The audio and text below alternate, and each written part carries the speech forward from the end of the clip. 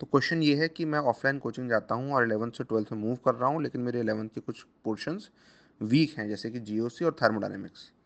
तो मैं इसमें बताना चाहूँगा कि कोई प्रॉब्लम नहीं है, किसी की 11th परफेक्ट नहीं होती बिल्कुल 12th में आने से पहले, ठीक है। बहुत ही कम लोग होते हैं जिनकी होती है, आप टेंशन मत लो। एक साल इनफ है आपके कुछ चैप्टर्स अगर वीक हैं उनको स्ट्रॉन्ग करने के लिए 12th के अलाउ, ठीक है। लेकिन एक चीज़ का ध्यान रखना, थर्मोडायनेमिक्स जैसे है तो ये आपकी किसी और चैप्टर में बहुत खास नहीं अप्लाई होगी, बेसिक कॉन्सेप्ट्स अप्लाई हो सकते हैं, जैसे कि रिएक्शन मैकेनिज्म्स को समझने के लिए, है ना, delta G, delta H, delta S, temperature, इन सब को रिलेट करने के लिए, ठीक है। लेकिन जो जीओसी है वो बहुत काम आने वाली, क्योंकि जीओसी बेस है पूरी ऑर्गेनिक केमिस्ट्री करने का। तो थर्मोडायनेमिक्स को आप चाहो तो बाद में भी कर सकते हो, लेकिन जीओसी को आपको बहुत शुरू से अटेंशन देनी होगी, जो कि 12th में शुरू हो जाएगी आपकी, ऑर्गेनिक कभी भी शुरू हो सकती है, ठीक है। उसमें आपको अच्छा होने के लिए जीओसी करना ही होगा, जीओसी को अलग से समय देना ही होगा। और जीओसी को करते वक्त ये मत सोचना कि आप 11th का कोई चैप्टर कर रहे हो, क्योंकि GOC is very much related to everything you do in class 12th in organic chemistry, ठीक है। ऑर्गेनिक केमिस्ट्री में जो भी आप कर रहे होते हैं क्लास 12th में, उस सबसे रिलेटेड होती है वो जीओसी, ठीक है। तो बिल्कुल भी ऐसा मत सोचना कि मैं बैकलॉग पर टाइम दे रहा हूँ, नहीं। जीओसी एक ऐसी चीज़ है जो कि पता है क्या होता है, जिनके जो 11th में पढ़ भी लेते हैं ना जीओसी, वो 12th में दोबारा पढ़ते हैं। समझदार बच्चा है ना, दोबारा पढ़ेगा उसको, और अच्छी कोचिंग होगी ना तो उसको दोबारा पढ़ाएगी, है ना। अब कोचिंग पर डिपेंड मत हो, पढ़ाए ना पढ़ाए, ठीक है। लेकिन मैं बता रहा हूँ, अच्छा बच्चा हमेशा जीओसी दोबारा पढ़ता है, उसे मालूम है इतना कुछ इसमें सीखने को है, और ये 12th में इतना अप्लाई होने वाला है ऑर्गेनिक केमिस्ट्री के अंदर, कि इसको तो मेरे को एज गुड एज दोबारा पढ़ना पड़ेगा, और अच्छे से पढ़ना पड़ेगा, एडवांस लेवल पे लेके जाना पड़ेगा, इसको मास्टर करना होगा, इससे पहले कोई भी और टॉपिक शुरू हो ऑर्गेनिक केमिस्ट्री के अंदर, ठीक है। तो इसको आपको अर्जेंसी से ट्रीट करना है। अब अगर आप पूछते सवाल कि कैसे करना है, तो मैं आपको और डिस्क्राइब करता, तो आप नेक्स्ट टाइम सवाल पूछ सकते हो ये वाला, ठीक है। Sir, what is the right way to do a chapter up to advance level, and how should we do problem solving in the right way? ये तो बहुत ही वाइज क्वेश्चन आपने पूछा है। कम ही लोग होते हैं जो कि इस डेप्थ में क्वेश्चन पूछ पाते हैं, है ना। तो इसका मतलब आपने कहीं ना कहीं, मेरे को ऐसा लग रहा है कि आपने मेरे बाकी वीडियोज या सेशंस या क्यूएनए अटेंड करे हैं। तो एडवांस लेवल का मतलब क्या है, कि जे एडवांस के लेवल के क्वेश्चंस हम सॉल्व कर पाएँ कंफर्टेबल होके, ना कि बहुत पहाड़ चढ़ के सॉल्व कर पा रहे हैं 10 मिनट लगा के, 20 मिनट लगा के, ऐसे नहीं। 3-4 मिनट में, एट मैक्स 5 मिनट में एक क्वेश्चन एडवांस का सॉल्व कर लें बिना किसी स्ट्रेस के। ये हम कहते हैं कि हाँ, एक चैप्टर के अगर हम मान लेते हैं 80 to 90% क्वेश्चंस भी अगर इस तरह से सॉल्व कर पा रहे हैं, तो चलो मान लेंगे कि वो चैप्टर एडवांस लेवल पे हो गया, ठीक है। तो पहले तो स्टैंडर्ड सेट कर लेते हैं कि क्या करने पे हम मानेंगे कि एडवांस लेवल हो गया।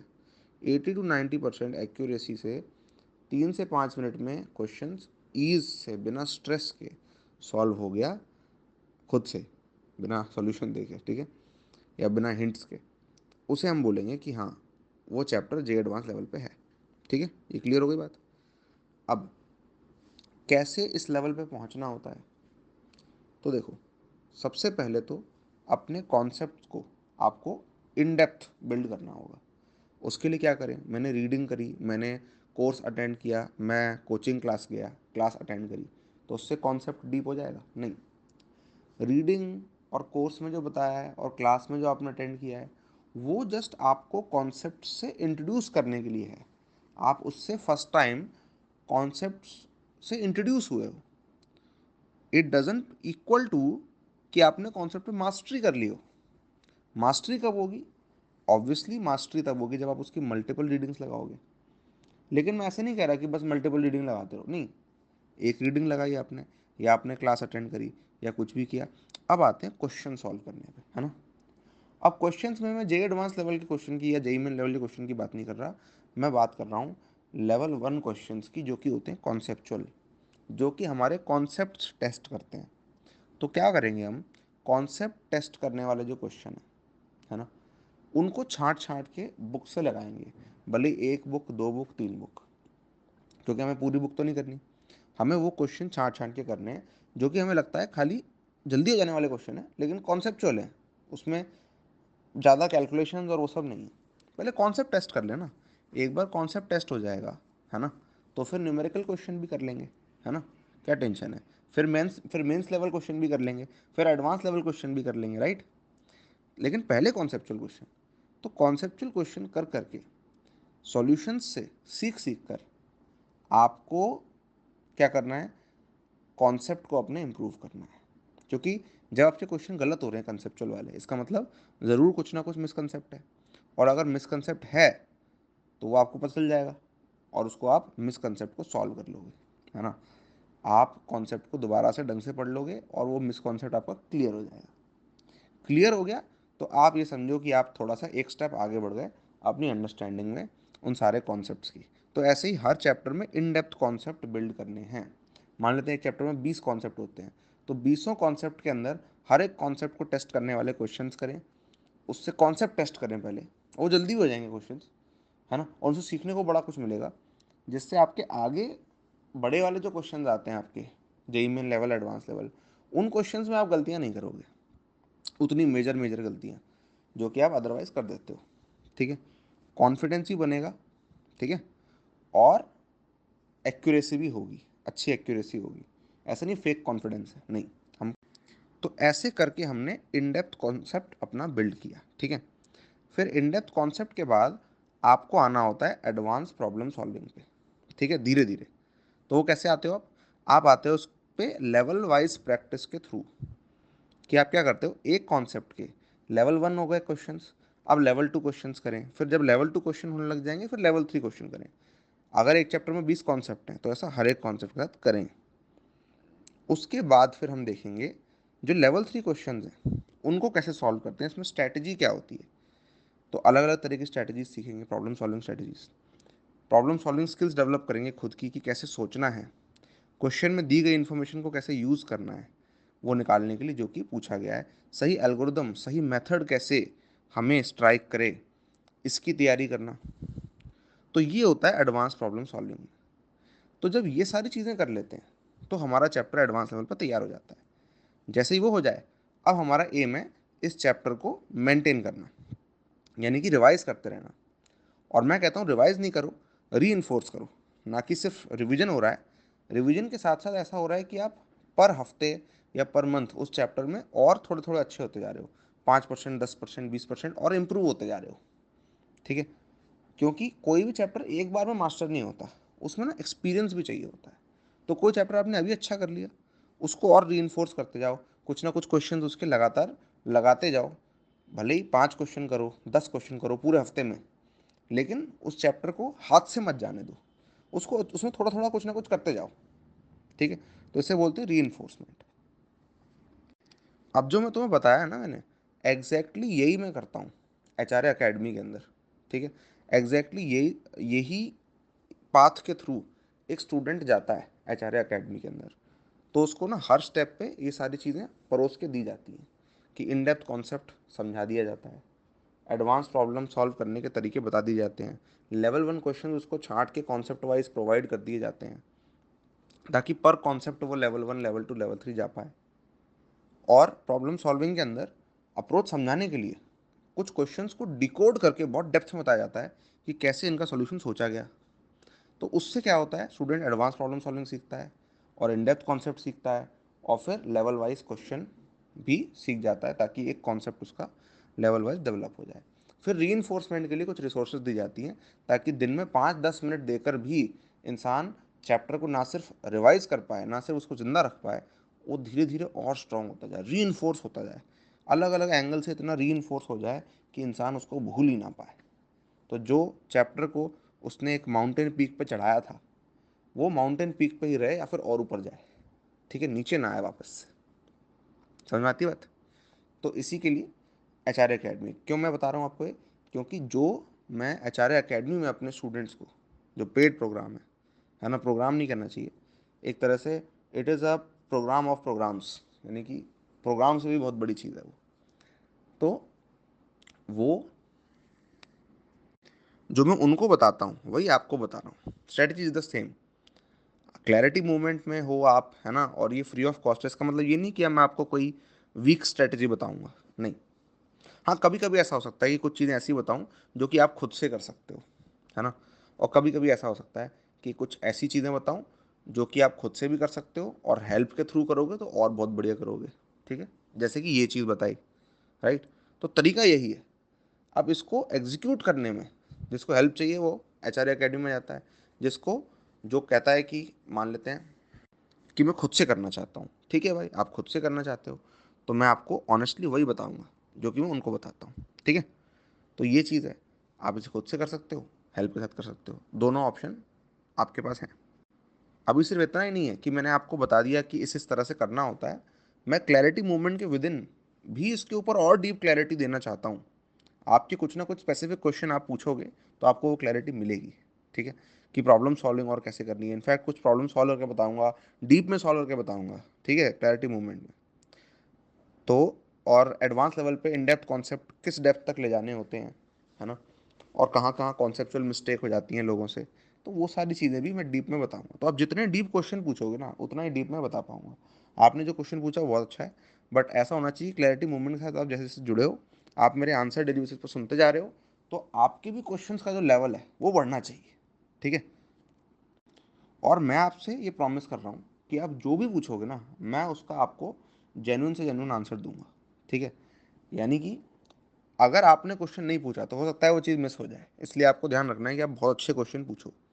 ठीक है, और चाहे जो भी क्वेश्चन आप पूछो मैं आपको free of cost clarity movement के पार्ट के विद इन उस क्वेश्चन को मैं आंसर करूंगा। और जितने आप बढ़िया क्वेश्चन पूछोगे ना उतना ही मेरे को भी मज़ा आता है ना, क्योंकि उसमें मेरी नॉलेज यूज़ हो रही होती है, मेरा एक्सपीरियंस यूज़ हो रहा होता है। अदरवाइज वही बेसिक क्वेश्चन क्लियर करते रहो, उसमें इतनी ज़्यादा नॉलेज और एक्सपीरियंस यूज़ नहीं हो रहा होता। ठीक है, तो ये बात समझ गए। अब ये बात सिर्फ समझो मत, अप्लाई भी करना शुरू करो। ठीक है, अप्लाई करने के लिए एचआर एकेडमी में आना होगा नहीं, अप्लाई आप इसको खुद से भी कर सकते हो। डे वन से अभी से कुछ तो शुरू करो। ठीक है, और आना हो तो yes yes you are most welcome, I am sorry most welcome. ठीक है, अब इंपॉर्टेंट चीज़ ये है कि हम आज डे वन में कुछ ना कुछ इस बारे में करें ज़रूर। तो आपने जब ये आंसर सुन लिया है तो कुछ ना कुछ करो इस बारे में, है ना। एप्लीकेशन ओरिएंटेड रहो, कुछ ना कुछ खुद से करो। ठीक है, तो आप जो मैं आपको बता रहा हूँ आप ट्राई करोगे ना तो आप बेटर क्वेश्चन पूछ पाओगे अगले दिन, है ना। तो ये करो, ठीक है, ऑल द बेस्ट। तो क्वेश्चन है सर, मेंटरशिप लेने के लिए सबसे पहले मेंटर में क्या चेक करना चाहिए जिससे ये पता चल सके कि ये सही मेंटर है मेरे लिए या नहीं। ओके, तो सबसे नंबर वन चीज़ ये है कि आपके जो मेंटर हैं जिनको आप फॉलो करना चाह रहे हो, है ना, उनके अंदर कुछ स्किल होनी चाहिए। स्किल मतलब ये कि फिजिक्स केमिस्ट्री मैथ इसके अंदर वो अच्छे हैं। ठीक है, अब कोई होगा जो सिर्फ मैथ में अच्छा होगा तो वो मैथ का अच्छा मेंटर हो गया, है ना। लेकिन कुछ होंगे जो तीनों सब्जेक्ट में, रेयर होते हैं बट तीनों सब्जेक्ट में अच्छे हैं। ठीक है, जैसे कि मैं हूँ। तो नंबर वन ये कि सामने वाला एबल्ड है, सामने वाला स्किल्ड है। ठीक है, अब सिर्फ इससे काम नहीं होता। नंबर टू पॉइंट क्या है कि वो आपको इम्प्रूव कर सकता है कि नहीं, वो आपको समझता है कि नहीं। सपोज कोई टॉपर है, उसकी ए आई आर सपोज जो भी है 10-15 है, ये है वो है, ठीक है, मैं किसी को टारगेट नहीं कर रहा। अब वो हो सकता है, आपको हाई चांसेस इस बात के हैं, वो ये ना समझ पाए कि एक बच्चा जो कि 300 में से 50 नंबर लेके आ रहा है या 80 लेके आ रहा है या 150 लेके आ रहा है, उस पर क्या बीत रही है, क्योंकि वो तो बचपन से टॉपर है। उस पर क्या बीत रही है, उसकी क्या सिचुएशन है, उसको समझते हुए उसको ना हेल्प कर पाए, ऐसा हो सकता है। क्योंकि mentorship is about raising you from the level you are at to the level you want to be. ठीक है, अब जो उस लेवल पे कभी रहा नहीं है या फिर उसका एक्सपीरियंस नहीं रहा स्टूडेंट्स को उस लेवल से ऊपर उठाने का एक स्टेप, वो खाली टॉपर टॉपर वाली बातें कर देता है ना, तो फिर प्रॉब्लम हो सकती है ना। तो एक चीज़ है कि सामने वाला स्किल्ड है, दूसरी चीज़ है कि वो आपको स्किल्ड बना सकता है कि नहीं। ठीक है, तो ये कैसे पता चलेगा, ये तो आपको सामने वाले की जो वीडियोस हैं, कंटेंट्स हैं, कुछ एडवाइसेस हैं, उनको आपको फॉलो करके अपने ज़िंदगी में टेस्ट करना होगा, या फिर सुन के देखना होगा कि यार ये बात सेंस बना रही है कि नहीं। अगर आपको बात सेंस बनाती है कि हाँ यार ये बात तो सही है, ये तो मैंने खुद से एक्सपीरियंस में भी देखा है, या फिर ऐसा होता है कि आप उसको अप्लाई करके देखते हो तो वो वर्क करता है, आपकी ज़िंदगी में कोई अच्छा बदलाव आता है। ठीक है, ऐसा नहीं कि 1 साल अप्लाई करके देखोगे फिर चेक करोगे, नहीं, 5 दिन में, 3 दिन में, 1 दिन में कुछ ना कुछ आप टेस्ट कर सकते हो। वहाँ से आपको ना अंदर से फील होगा कि यार ये इंसान मेरे को इम्प्रूव कर सकता है, ये इंसान से मेरे को गाइडेंस लेनी है, ठीक है। और ऐसा इंसान होता है ना तो बढ़िया रहता है जिसको आप एडमायर कर सको, ठीक है। मतलब आप उसके जैसा होना चाहते हो कहीं ना कुछ एस्पेक्ट्स में, आप उसको, उसकी क्वालिटीज़ को आप रिकॉग्नाइज करते हो, आप उसके जैसा कहीं ना कहीं होना चाहते हो, उसके जैसा मतलब एज इट इज़ नहीं, लेकिन उन क्वालिटीज़ को आप चाहते हो कि वो आपकी भी क्वालिटीज़ बने। तो ऐसा अगर आपका जेन्युइनली मन कर रहा है, इसका मतलब आपके अंदर ही अंदर आपने अपना मेंटर पहचान लिया है, ठीक है। अब क्या मेंटर की रैंक होनी चाहिए, एआईआर होनी चाहिए, है तो अच्छी बात है। नहीं है तो भी देखो कि अगर वो आज एबल है बताने के लिए आपको, तो फिर सही है ना। उस समय हो सकता है वो खुद अच्छा ना हो अपने फिजिक्स केमिस्ट्री मैथ में उतना ज़्यादा, तो उसकी कम रैंक आई या नहीं आई, उससे इतना ज़्यादा मतलब नहीं है। वो आपको हेल्प कर पा रहा है कि नहीं उससे मतलब है, और वो खुद उसको आज आता है कि नहीं उससे मतलब है। ना कि ये कि उसे 5 साल पहले, 10 साल पहले, 15 साल पहले आता था कि नहीं आता था, उससे क्या मतलब है। ये तो इलॉजिकल बात हो गई, ठीक है। तो रैंक से जज नहीं होगा, एबिलिटी से, काबिलियत से जज होगा। और आपको वो इम्प्रूव कर सकता है कि नहीं, इस काबिलियत से जज होगा। और आपकी उसकी कैसी केमिस्ट्री आपस में बैठती है, आप उसको एडमायर करते हो कि नहीं, वहाँ से टेस्ट होगा, ठीक है। कोई कह रहा है कि ये ट्रस्टेड मेंटर है तो मत उसकी बातों में आओ, आप खुद से देखो अपनी ज़िंदगी में, और फिर उसको अप्लाई करो, और फिर उसको टेस्ट करो, फिर अप्रूव करो। और अक्सर ऐसा होता है कि आप सही मेंटर को नहीं ढूंढते हैं, सही मेंटर आपको ढूंढ लेगा, ठीक है। अगर आप एक अच्छे डिसाइपल हो, ठीक है, तो सिखाने वाला आपको ढूंढ लेगा एक तरह से, क्योंकि कहीं ना कहीं आप सुनोगे, कहीं ना कहीं आप कुछ पूछोगे उससे, क्योंकि आप जानना चाहते हो, सीखना चाहते हो, देन आपको एक दिन फाइंड हो ही जाएगा। और यहाँ पे एक्सपीरियंस भी इंपॉर्टेंट है, कि जितना सामने वाले का एक्सपीरियंस है उतना अच्छा है ना। लेकिन सबसे अबव ऑल जो पॉइंट है वो ये है कि वो आपको वैल्यू ऐड कर रहा है कि नहीं, इसको टेस्ट करो, ठीक है। तो क्वेश्चन है कि मैंने 11th वेस्ट कर दी है, और मैंने एक कोर्स लिया है जो जिसमें रिकॉर्डेड लेक्चर्स हैं, जो कि मेरे को 11th और 12th दोनों कवर करनी है एक ही साल में। तो मोस्ट प्रॉब्ली तुम्हारी 11th में ऑलमोस्ट ज़ीरो प्रोग्रेस तुम मान के चल रहे हो हुई है, और तुम्हें 11th और 12th दोनों एक ही ईयर में टारगेट है तुम्हारा कंप्लीट करने का, जो कि सही टारगेट है, कोई दिक्कत नहीं है इसमें। अब मैं तुम्हें बताऊं कि कैसे ये प्रिपरेशन एक साल में करनी है, इसके ऊपर जो 5 वेबिनार हुए थे, है ना, उनमें से एक वेबिनार इसी के ऊपर था। तो उसको तुम एक्सेस कर लो, वहाँ से तुम्हें जानकारी मिल जाएगी कि कैसे इसको तुम और एफिशिएंटली कर सकते हो, ठीक है। तो क्योंकि ये ऑलरेडी मैंने बताया हुआ है इस वेबिनार में उतनी डिटेल में, तो मैं एक वॉइस मैसेज में तो उसको मैं बता नहीं सकता तुम्हें, राइट, उतनी डिटेल में, तो दोबारा भी नहीं बताना सही रहेगा। तो मैंने पहले बताया हुआ है, उसको एक्सेस कर लो। और इसमें अगर लेवल अप करने में तुम्हारे पास देखो बेसिक लेक्चर्स तो हैं ही, लेकिन अगर तुम चाहते हो कि तुम्हारी जे प्रिपरेशन में गाइडेंस के थ्रू, इन डेप्थ कॉन्सेप्ट के थ्रू, एडवांस प्रॉब्लम सॉल्विंग के थ्रू, इन सब के थ्रू ऐसा हो कि तुम्हारी प्रिपरेशन तुम लेवल अप कर पाओ, ठीक है। क्योंकि तुम्हारा एक तो टारगेट ये है कि तुम्हें एक साल में करना है, दूसरा ये है कि लेवल भी तो बढ़ाना है ना। तो उसके लिए मुझे लगता है कि एचआरए एकेडमी तुम्हारे लिए हेल्प कर सकता है, ठीक है। तो तुम उसे भी कंसिडर कर सकते हो, लेकिन पहले इस बात पे क्लैरिटी लो कि एक साल में क्या चीज़ें करनी होती हैं जिससे मैं कर पाऊंगा लेवल अप, ठीक है। क्योंकि पहले क्लैरिटी, ऐसे नहीं करना कि कोई प्रोग्राम दिख गए तो प्रोग्राम टू प्रोग्राम जंप कर रहे हैं सोच के कि इससे हो जाएगा उससे हो जाएगा, नहीं। आप, प्रोग्राम तो ठीक है आपके लिए, लेकिन आप उसमें जब आ रहे हो तो आप भी तो एजुकेटेड होने चाहिए ना, आपको तो क्लियर होना चाहिए ना कि क्या सही है, क्या करना होता है, और उसके बाद आप कोई डिसीजन ले रहे हो। तो पहले क्लैरिटी फिर डिसीजन, डिसीजन नहीं अभी, पहले क्लैरिटी, क्लैरिटी के बाद डिसीजन। तो क्लैरिटी क्या है कि एक साल में प्रिपरेशन कैसे करनी है, इस पर क्लैरिटी लेने के लिए नंबर 1 वेबिनार देखो, नंबर 2 ये मैंने ऊपर 10.5 मिनट का जो वॉइस मैसेज सेंड किया है, path to completing a chapter to JEE advance level, ठीक है, इसमें डिटेल में बताया है, इसको भी सुनो। तो क्वेश्चन है, sir in class 12th in which way we cover 11 topics and practice questions in PCM and how much time to give in 11th portion. कहने का मतलब ये है कि मैं क्लास 12th में हूँ, 11th की चीज़ें भी मुझे करनी है, कितना टाइम देना पड़ेगा, और कैसे क्वेश्चंस प्रैक्टिस करने हैं। तो देखो, कुल मिला के तुम ये बात कर रहे हो कि 12th क्लास में तुम्हें 11th की प्रिपरेशन कैसे करनी है, क्योंकि कुछ बैकलॉग्स हैं जो रह गए हैं 11th में, कुछ चीज़ें जो करनी थी वो रह रही हैं।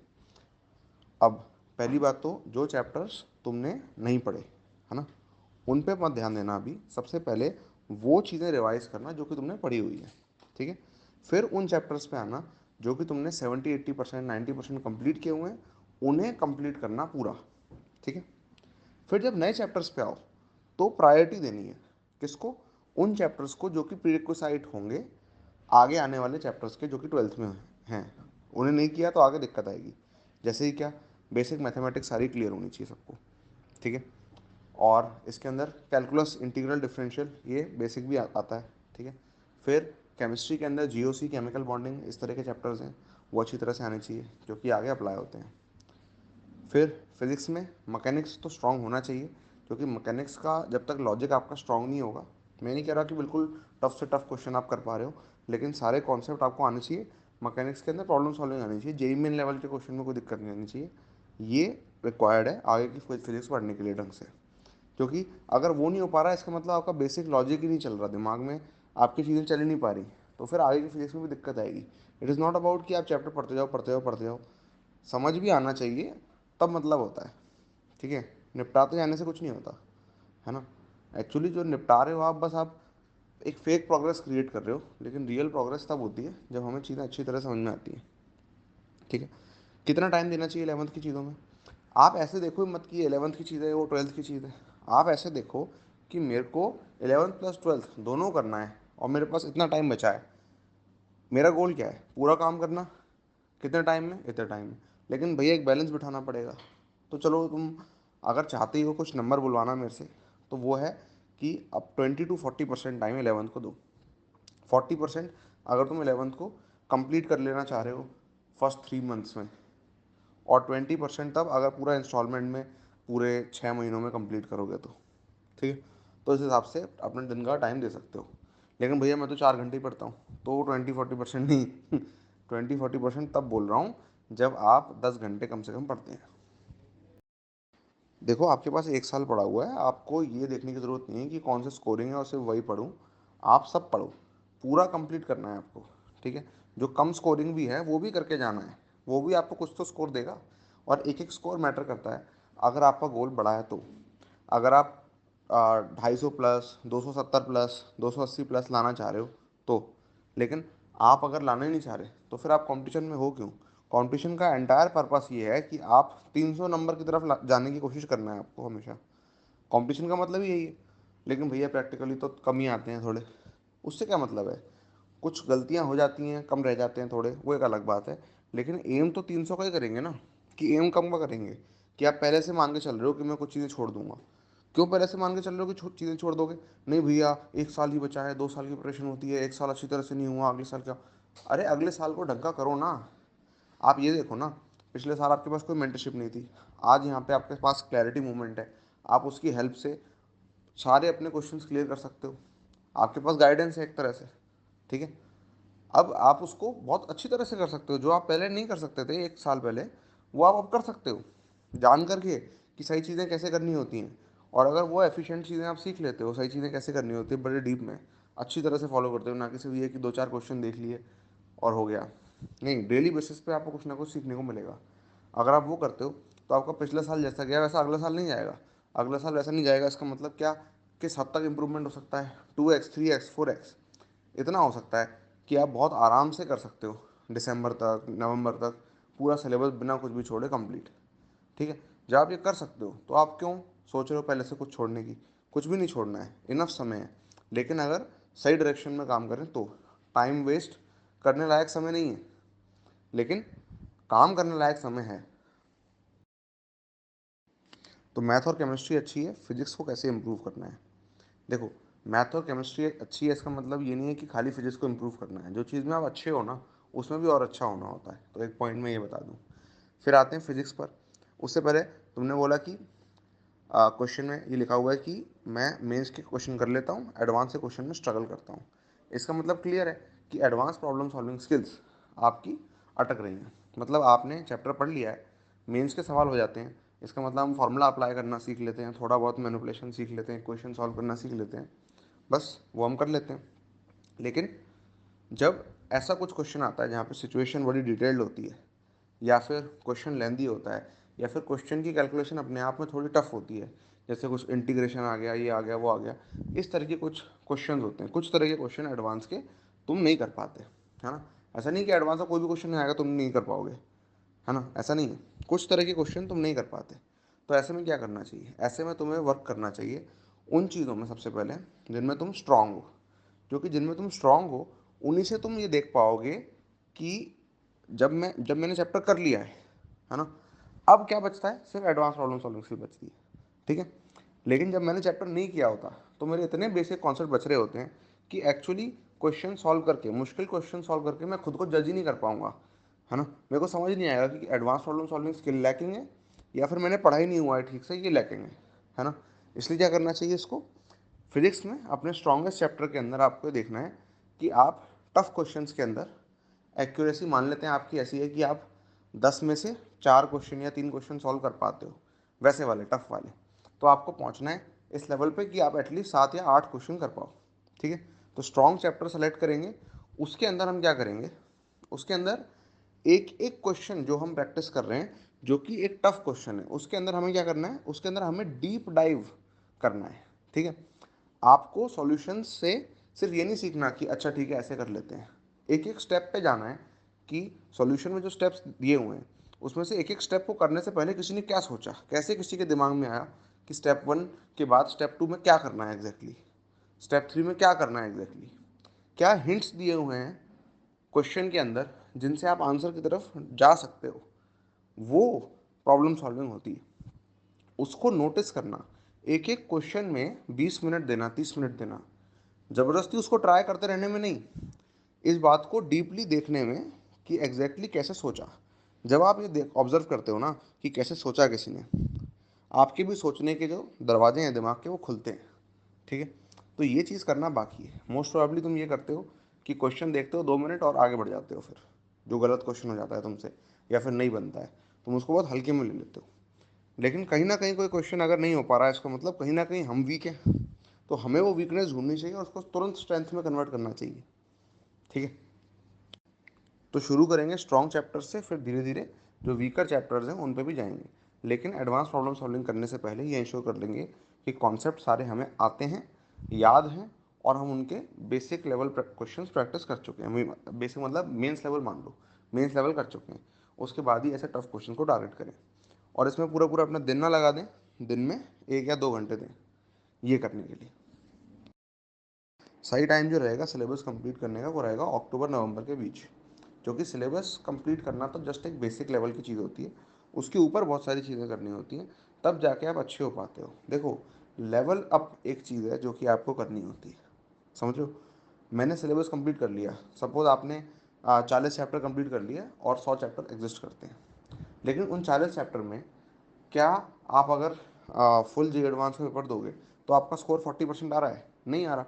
इसका मतलब जो चैप्टर किए भी हुए हैं वो स्कोर में कन्वर्ट नहीं हो रहे, किए हुए चैप्टर का स्कोर में कन्वर्ट नहीं हो रहे, है ना, जी एडवांस के पेपर में। इसका मतलब जो चैप्टर हम और कर लेंगे वो भी फिर उतने स्कोर में कन्वर्ट नहीं होंगे। सपोज हमने 40 चैप्टर कर लिए लेकिन आ रहे हैं हमारे 20% नंबर, है ना, 50% हमारा स्कोर चल रहा है, ज़्यादातर लोगों का यही चलता है और कम होता है। तो इसका मतलब क्या है कि हमें अभी लेवल अप पे ध्यान देना है, सिर्फ सिलेबस पे ध्यान नहीं देना है।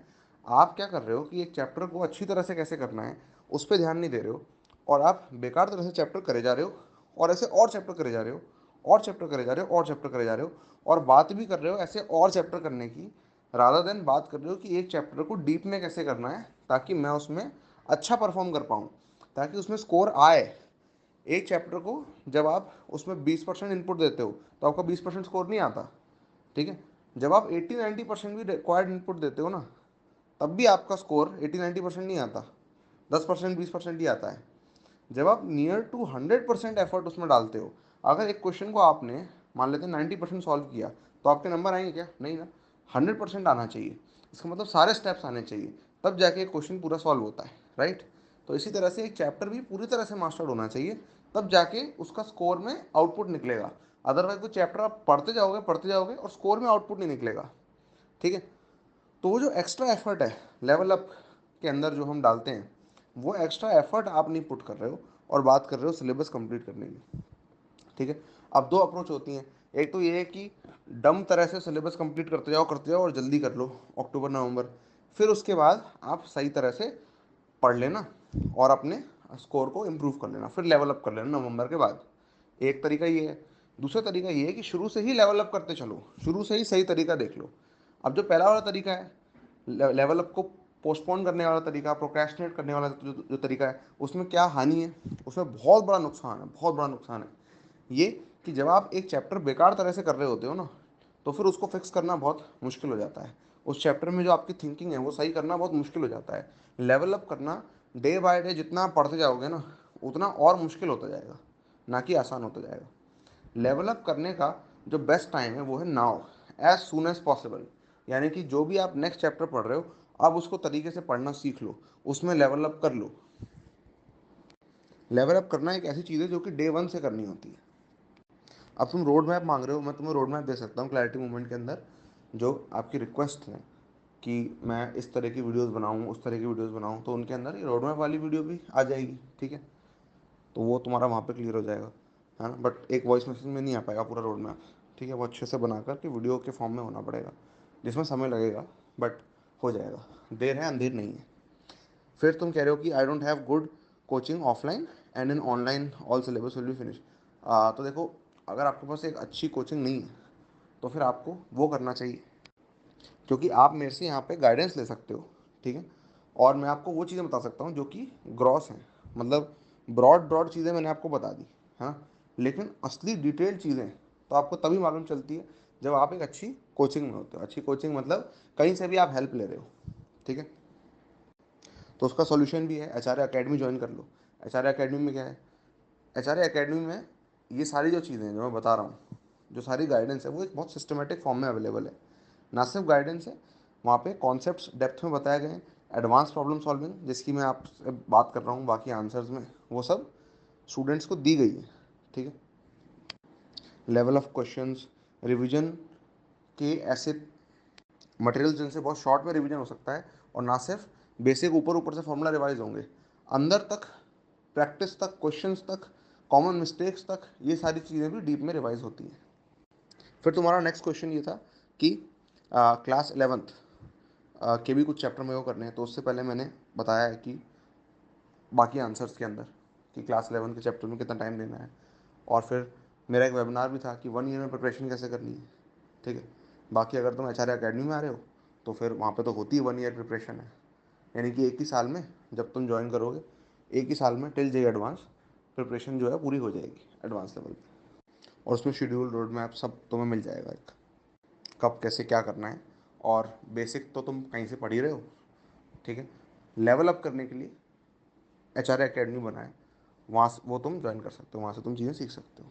और डीप वाली, एडवांस लेवल वाली, लेवल अप करने वाली चीज़ें, देखो इनऑर्गेनिक केमिस्ट्री में तुम नोट्स किसी को दिखाने के लिए बना रहे हो या खुद के रिवाइज करने के लिए बना रहे हो, तुम्हें ये देखना चाहिए।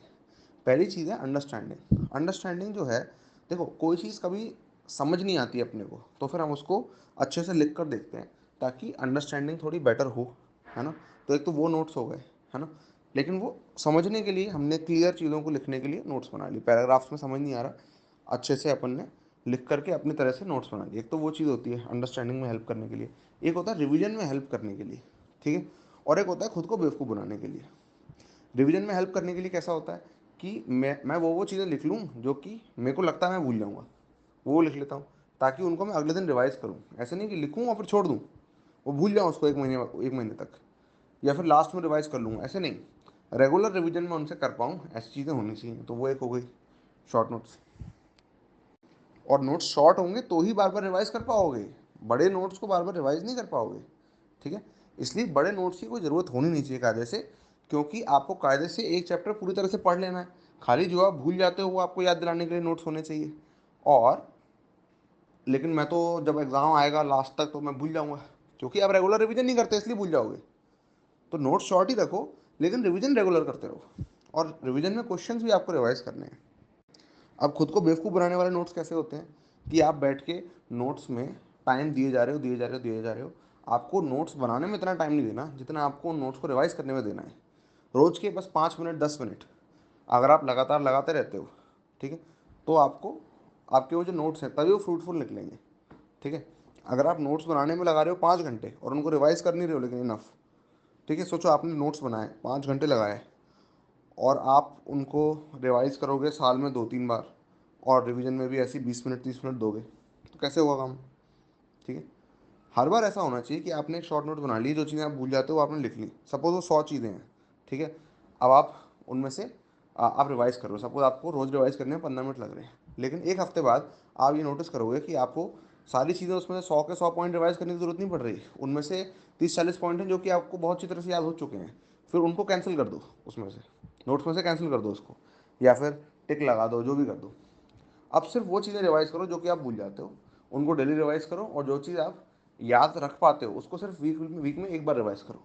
ऐसे करते करते आपका टाइम रिवीजन में एफिशिएंट यूज़ होगा, रिवीजन कर भी लोगे और टाइम वेस्ट भी नहीं करोगे, ठीक है।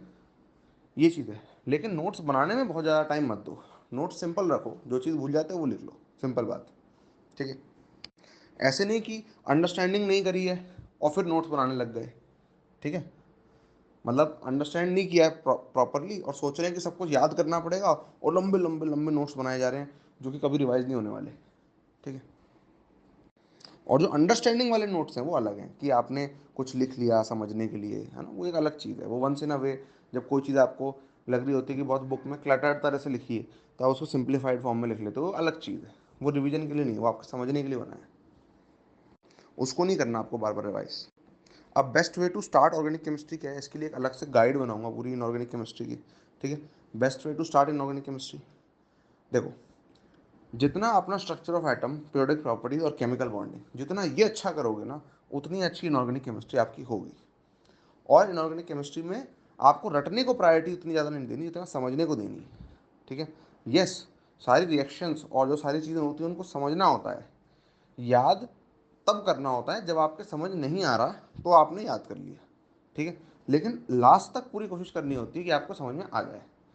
मैंने इनऑर्गेनिक केमिस्ट्री में जो भी पढ़ा है आज तक वो मैंने पढ़ा है मैकेनिज्म्स के थ्रू, ठीक है। तो मैकेनिज्म्स में पढ़ाता हूँ, तो मैं वो वीडियोस भी शेयर कर दूंगा बाद में, क्लैरिटी मूवमेंट के अंदर ही कहीं मैं उसको इंटीग्रेट कर दूंगा फ्री ऑफ कॉस्ट।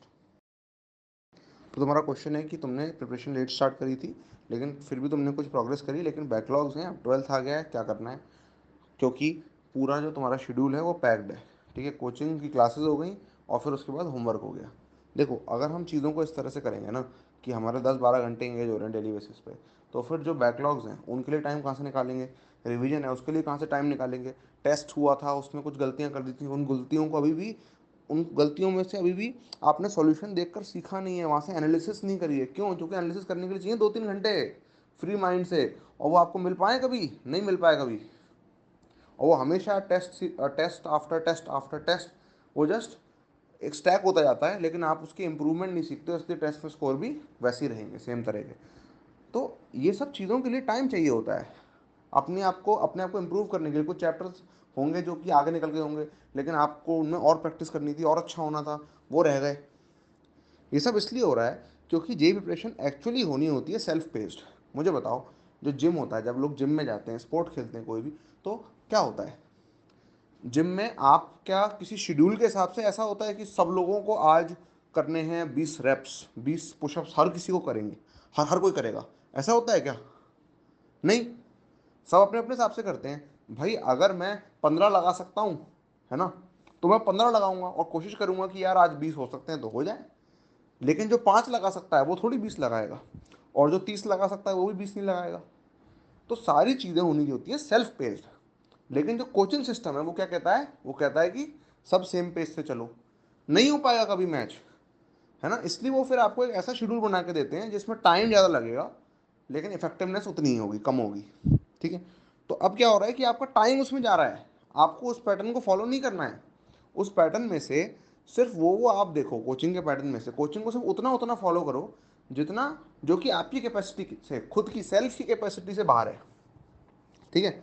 मान लेते हैं कोई चैप्टर आपको समझ नहीं आ रहा, आपने उसकी एक रीडिंग लगाई, आपको स्टिल लग रहा है ये मुश्किल हो सकता है, हो बहुत ज़्यादा, है ना, तो फिर मैं इसकी क्लास में चला जाता हूँ। और जो चैप्टर मेरे को लग रहा है कि नहीं मैं कर लूँगा, मैं उसकी क्लास में क्यों जाऊँ, मैं खुद से पढ़ूंगा, मेरा टाइम बच गया ना। और होमवर्क में भी सिमिलरली, कौन सी डीपीपी करनी है कौन सी नहीं करनी है, अपने चैप्टर की प्रोग्रेस तो मैं देखूंगा ना। मेरे बाइसेप्स कितने बिल्ड हैं, मेरी चेस्ट कितनी बिल्ड है, मेरे मसल्स कितने बिल्ड हैं, उसके अलग अलग मसल ग्रुप्स हैं, उसके हिसाब से मैं जिम करूंगा ना। उसके हिसाब से मैं डिसाइड करूंगा कि मेरे को 10 किलो उठाना है कि 20 किलो उठाना है। ठीक है, तो सब कुछ अपने अपने हिसाब से करना होता है कायदे से। अभी आप पता नहीं किस फॉल्स पैटर्न में घुस गए हो कि आप सब सेम तरह से करोगे चीज़ें, सेम तरह से क्लास की चीज़ें होंगी, किसी की रह जाएंगी, और हर किसी की रह जाती हैं कुछ चीज़ें करने को। और हर कोई किसी किसी चीज़ में अच्छा होता है, हर कोई किसी किसी चीज़ में अच्छा होता है, और वो स्लो डाउन हो जाता है। तो जिसमें आप स्लो हो उसमें वो भगा देंगे, जिसमें आप फास्ट हो उसमें आपको स्लो डाउन कर देंगे। तो फिर टाइम तो वेस्ट होगा ही ना। ये सिस्टम का फ्लॉ है। आप सोच रहे हो आपका फ्लॉ है, पैटर्न ही ऐसा है, होगा ही होगा। अब आपके अगर 10-11 घंटे चले जाएंगे इसी चीज़ में, तो फिर आपके लिए अपनी ही पढ़ाई करना मुश्किल हो जाएगा। आप रिवीजन नहीं कर पा रहे हो, रेगुलर रिवीजन नहीं हो पा रहा है, टेस्ट एनालिसिस नहीं हो पा रही है। ठीक है, आप बेयरली टाइम निकाल पाते हो खुद को कहीं इंप्रूव करने के लिए, कि आप सोचो कि मैं बैठ के अलग से बैठ के ना अपनी कैलकुलेशन पे वर्क करूंगा, क्योंकि वो बहुत दिनों से वीक है, और वो हर जगह वीकनेस मेरे आड़े आ जाती है, हर जगह इंटीग्रल डिफरेंशियल मेरे आड़े आ जाता है। मैं उसको स्ट्रॉन्ग करूंगा अलग से बैठ के 2 घंटे 3 घंटे। ऐसा कभी कर पाते हो आप? आपको टाइम देता कोई करने का? नहीं देता। तो आपकी प्रिपरेशन में आपको मालूम है आपकी क्या वीकनेस है, और आपको मालूम है कि आप उन पर वर्क करोगे तो आप इंप्रूव हो जाओगे, लेकिन कोई टाइम नहीं देगा आपको। बात यह है, क्योंकि आप उनके स्लेव बनते जा रहे हो। कोचिंग आपको सपोर्ट देने के लिए है, या फिर आप मतलब कोचिंग में ट्रैप हो जाओगे? ये आप देखो ना, आपने पैसे भी दिए और आप ट्रैप भी हो रहे हो। अरे आप पैसे दो और आप फ्रीडम लो, वैल्यू भी लो। ठीक है, सिंपल सी बात है। तो उसको उतना ही फॉलो करो जितना नेसेसरी हो, जितना आपकी कैपेसिटी के बाहर हो, जितना आप खुद कर सकते हो वो आप खुद ही लो। तो आपको जितना आप टाइम दे रहे हो, 10 घंटे दे रहे हो, वो नहीं देने पड़ेंगे। आप नोटिस करोगे कि 2 3 4 घंटे देने पड़ेंगे, बाकी मैं अपना फ्री हूँ, फिर मैं अपनी प्रिपरेशन को अपनी तरह से करूँगा। ठीक है, और गाइडेंस ले सकता हूँ, यस, कि जो भी मैं कर रहा हूँ उसको बेटर तरह से कैसे करूँ, और गाइडेंस लेके खुद ताकतवर बनूंगा। या फिर कुछ ऐसा करूँगा जो कि मैं अपने पेस से कर सकूँ, है ना। मतलब मैंने ऑनलाइन वीडियोस देख लिए, या फिर मैं किसी कोर्स में आ गया, इस तरह की चीज़ें ये सब कर सकता हूँ मैं। क्यों? क्योंकि ये सब मेरे से टाइम नहीं खींचती हैं, सब चीज़ें मेरे को बस वैल्यू अवेलेबल कराती हैं, और जो मेरे को सही लगता है वो मैं कर लेता हूँ।